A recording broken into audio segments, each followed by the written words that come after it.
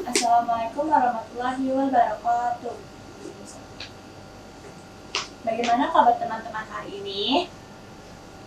Alhamdulillah kalau baik. Nah, di sini saya ingin berterima kasih yang telah hadir untuk mengikuti bimbingan klasik kami. Sebelum kita melanjutkan bimbingan klasik kali ini, kalau baiknya kita berdoa kepada Tuhan Yang Maha Esa. Berdoa menurut agama dan kepercayaan masing-masing. Berdoa dimulai. Oke, berdoa selesai. Setelah tadi kita sudah berdoa, di sini saya ingin memperkenalkan nama saya, yaitu nama saya Retvita Indasari dari kelas 6C dan nomor induk mahasiswa saya ialah 1701015145. Nah, di sini apakah kalian ada yang sudah pernah mengikuti bimbingan klasikal sebelumnya? Kalau misalnya kalian belum mengikuti bimbingan klasikal sebelumnya, di sini saya akan menjelaskan apa itu bimbingan klasikal. Jadi bimbingan klasikal ini ialah merupakan layanan bimbingan yang diberikan kepada siswa dalam jumlah satuan kelas atau suatu layanan bimbingan yang diberikan oleh guru BK kepada siswa atau sejumlah peserta didik dalam satu kelas yang akan dilaksanakan di ruang kelas. Bimbingan klasikal ini juga berorientasi pada kelompok dalam jumlah 30 sampai 40 orang siswa atau peserta didik. Nah, tapi bimbingan klasikal ini juga bersifat preventif dan berorientasi pada pengembangan pribadi siswa. Seperti contohnya, berorientasinya itu seperti bidang pembelajaran, bidang sosial, dan juga bidang karir. Nah, tadi saya sudah menjelaskan apa itu bimbingan klasikal. Di sini saya juga akan memberitahukan kepada teman-teman sekalian apa itu tujuan dari bimbingan klasikal. Tujuan dari bimbingan klasikal itu adalah membantu konsumen agar mampu menyelesaikan diri, mampu mengambil keputusan untuk hidupnya sendiri, mampu beradaptasi dalam kelompok, dan juga mampu menerima support atau dapat memberikan support kepada teman-temannya. Seperti itu. Sudah dapatkah dipahami apa itu bimbingan klasikal, teman-teman? Nah, oke, baik, kalau sudah dapat dipahami. Nah, dari bimbingan klasikal ini saya akan memberikan sebuah materi kepada teman-teman sekalian. Materinya itu tentang menjaga hubungan baik dengan teman sebaya. Dan saya akan memberikan tips-tips agar menjaga hubungan baik dengan teman sebaya, agar tidak konflik ataupun tidak terjadi konflik antara teman sebaya. Oke. Nah, saya kan sudah menjelaskan apa itu tujuan dan apa itu bimbingan klasikal tersebut. Nah, dari tujuan dan bimbingan klasikal itu, apakah dapat Anda pahami? Nah, baik, kalau misalnya dapat Anda pahami, kita akan lanjut ke berikutnya. Jadi di sini saya akan memakai metode untuk pembelajaran dalam bimbingan klasikal ini, yaitu CTX atau pendekatan kontekstual. Bisa disebut juga yaitu contextual teaching and learning, seperti itu. Kalian pada tahu nggak sih apa itu CTL? Nah, kalau misalnya kalian tidak ada yang tahu apa itu CTA, di sini saya akan memberikan pengertian atau saya akan menjelaskan apa itu CTL. Jadi, CTL itu merupakan suatu konsep pembelajaran yang membantu guru mengaitkan antara materi yang diajarkan dengan situasi dunia nyata siswa dan juga mendorong siswa membuat hubungan baik antara pengetahuan yang dimilikinya dengan penerapannya dalam kehidupan mereka sebagai anggota keluarga ataupun sebagai masyarakat. Seperti itu ya. Nah, dari metodenya ini saya akan memberikan topik pembicaraan yang akan kita bahas dalam bimbingan klasikal ini. Jadi, topik pembicaraannya ini ialah membangun atau menjaga hubungan baik dengan teman sebaya. Seperti itu.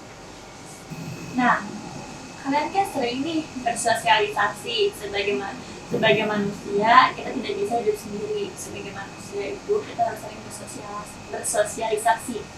Nah, jadi cara menjaga hubungan dengan teman sebaya yaitu dalam kehidupan sehari-hari tidak lepas dari interaksi sesama manusia, baik itu yang positif ataupun yang negatif. Nah, di sini saya mencoba berbagai cara bagaimana cara menjalankan hubungan baik dengan teman sebaya ataupun dengan orang yang belum kita kenal. Seperti contohnya menghormati teman, itu sangat penting menghormati teman itu. Dan yang kedua, tidak bercanda keterlaluan. Kita seringkali nih teman-teman bercanda keterlaluan kepada teman-teman kita. Seperti contohnya kita bercanda berlebihan, bisa membuat sakit hati teman kita, bisa bikin suasana di dalam pertemanan itu menjadi rusak atau menjadi hening karena gara-gara pembicaraan kita yang keterlaluan atau yang kelepasan gitu. Terus sesekali juga kita penting nih ngumpul sama teman-teman agar tidak kehilangan kontak atau bisa juga kita salah satu upaya untuk hubungan baik dengan teman, jadi tidak putus silaturahminya seperti itu. Bantu teman itu kita seperti apabila teman kita mengalami kesulitan kita akan membantu dia seperti itu teman-teman. Apakah dapat dipahami? Nah, dari yang tadi saya sudah jelaskan, di sini ada yang ingin menambahkan lagi gimana cara membangun hubungan baik dengan teman sebaya. Oh iya benar, dikatakan dengan oleh Rahma, saling menghormati dan saling menghargai. Yang tadi sudah saya katakan di poin pertama, yaitu saling menghormati. Pada dasarnya, semua orang ini ingin dihargai, tidak peduli apakah ia berpunya pangkat, ataukah ia tidak punya, atau orang miskin, atau orang kaya, atau beda agama, atau juga dia beda suku. Pokoknya kita tidak boleh menghargai orang dengan karena dia punya pangkat atau karena dengan dia orang kaya, dan juga kita tidak boleh tidak menghargai orang itu karena dia miskin atau karena dia beda agama dengan kita. Jadi semua orang itu sebenarnya ingin dihargai secara proporsional. Namun sayangnya banyak orang di kalangan kita yang tidak mau menghargai orang lain, padahal menghargai orang lain ini bukan berarti memberikan sesuatu yang besar nilainya. Misalnya saja kita menghargai pendapatnya orang lain seperti itu. Hal ini sangat penting dilakukan bila ingin membina hubungan baik dengan teman atau dengan orang lain. Kalau ingin kita dihargai orang lain, maka kita harus juga menghargai orang terlebih dahulu, seperti itu. Selain belajar menghargai, kita juga harus belajar menghormati. Nah, setiap orang ini ingin dihormati, oleh karena itu, janganlah kita menghormati orang lain karena dia kebetulan mempunyai pangkat, seperti yang tadi sudah Ibu katakan di belajar menghargai. Kita tidak boleh nih menghormati orang juga melalui pangkat atau kedudukan, atau karena dia miskin atau dia kaya, ataupun dengan beda agama. Kita perlu menghargai orang lain bila kita melihat orang lain tersebut melakukan sesuatu yang baik atau sesuatu yang lebih maju daripada kita. Atau dengan kata lain, kita harus menciptakan suasana saling menghormati di antara hubungan pertemanan kita. Selain tadi belajar menghargai, belajar menghormati, setelah itu kita akan masuk ke poin ketiga, yaitu suka menolong. Nah, menolong ini merupakan suatu perbuatan yang mulia. Misalnya, menolong seseorang yang sedang dalam kesulitan atau menolong orang yang sedang menyelesaikan masalahnya. Dalam hubungan pertemanan ini, kita juga perlu nih saling menolong teman dalam keadaan sulit. Tapi ingat, apabila kita ingin menolong orang, jangan mengharapkan balasan. Kita harus menolong orang dengan penuh keikhlasan, seperti itu. Apakah dapat dipahami? Nah, tadi kan sudah banyak banget nih dari tips-tips yang sudah Ibu berikan untuk menjaga hubungan dengan teman atau menjaga hubungan dengan orang lain. Nah, ada yang ingin menambahkan lagi selain tips-tips yang tadi Ibu berikan? Nah, betul yang tadi dikatakan oleh Rahma. Tips yang lainnya itu mau mengerti temannya satu sama lain, mau memberikan pujian, dan mau memberikan dorongan ke temannya atau memberikan motivasi kepada temannya. Nah, untuk mau memberikan pujian kepada temannya ini, seperti contoh bila kita ingin melihat teman kita berprestasi dalam suatu bidang apapun karena hasil kerja keras dia dan juga jujur, maka sebaiknya kita mau memberikan pujian terhadap teman kita tadi dengan penuh keikhlasan. Sebab memberikan pujian yang sesuai dengan keadaannya itu artinya tanpa dibuat-buat akan memberikan pengaruh positif bagi teman kita, meskipun pujian yang kita berikan itu dalam bentuk sekecil apapun. Oke. Nah, kalau untuk mau memberikan motivasi kepada teman, itu kita memberikan motivasi kepada teman kita apabila teman kita sedang merasa patah semangat, atau malas belajar, atau sedang tidak mood, atau putus asa. dan lain sebagainya, sehingga ia kehilangan semangat, malas, dan tidak bergairah.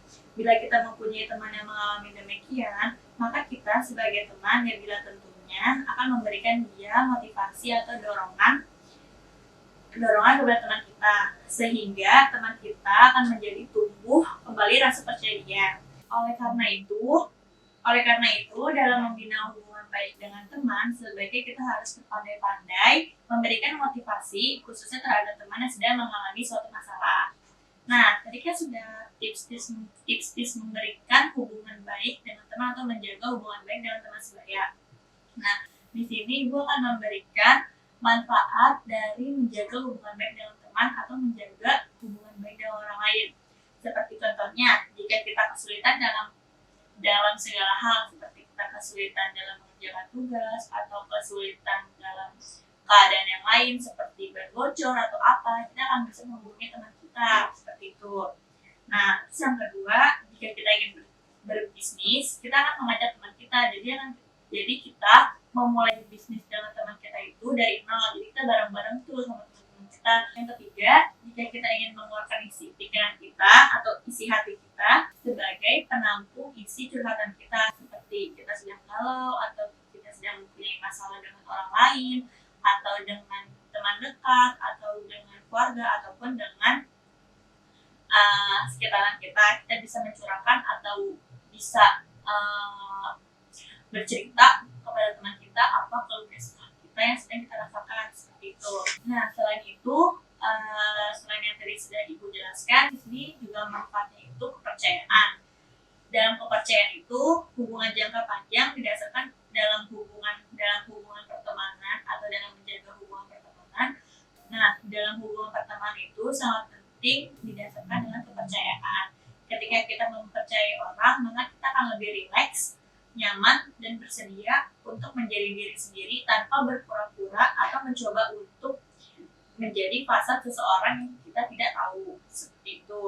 Dan dari kepercayaan ini kita akan lanjut ke poin selanjutnya, yaitu penerimaan. Setelah kita mengalami kepercayaan dengan orang lain, kita bisa jujur tentang kelemahan atau kekurangan yang kita miliki. Nah, selanjutnya ini penerimaan. Nah, dari kepercayaan itu ke penerimaan. Setelah kita mengalami atau kita membuat percaya orang lain, maka kita akan bisa jujur tentang kelemahan atau tentang kekurangan kita. Karena kita yakin bahwa kami akan diterima untuk siapa kita tanpa penilaian atau tanpa kritikan. Jadi tampil apa adanya seperti itu. Nah, selanjutnya dari penerimaan ini kita akan lanjut ke dukungan. Kedukungan ini seperti contohnya kayak gini. Hidup kami ini pergi melalui banyak perubahan. Beberapa direncanakan dan beberapa membawa kita terkejut. Nah, tadi dalam kedua kasus yang sudah tadi Ibu jelaskan, mereka seringkali membuat kita keluar dari zona nyaman dan ketidaknyamanan kita untuk tumbuh menjadi lebih baik dari sebelumnya. Baik hubungan yang sehat yang memberikan kita dukungan dan dorongan. Kita juga perlu menimbulkan tantangan baru dan berbeda dari yang sebelumnya, seperti itu.